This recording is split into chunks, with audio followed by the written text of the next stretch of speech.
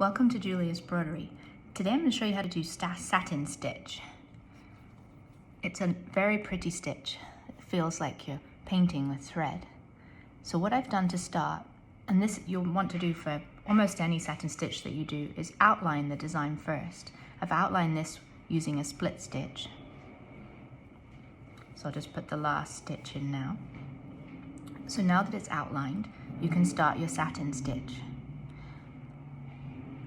With satin stitch, you want to start in the middle of the design so that it can stay flat and even throughout. So I'm starting in the middle there. And I'm going to take it outside. So part of the reason you create the outline is it gives you a guide for where you need to go with your satin stitch. So I'm going to take my stitch over to the outside of that thread that I've started, of that outline that I created. And then you're going to go from the middle to one side of that initial stitch that you put in. And you'll go all the way to that edge, just making stitches, following the outline, making stitches that lay flat next to each other as you go.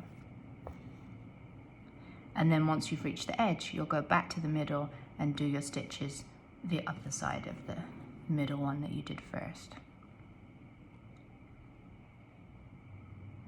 Now this is a very small area to do satin stitch in, but obviously it can sometimes cover very large areas of a design, and it has a very pretty effect.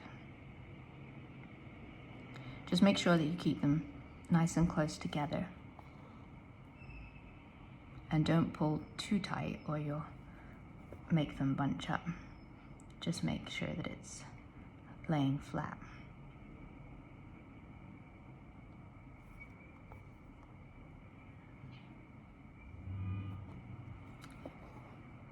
And that's your satin stitch.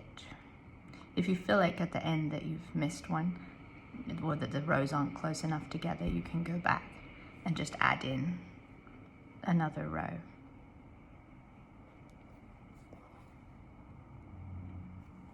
You can see how it's taking shape there. And we need to add one in over here.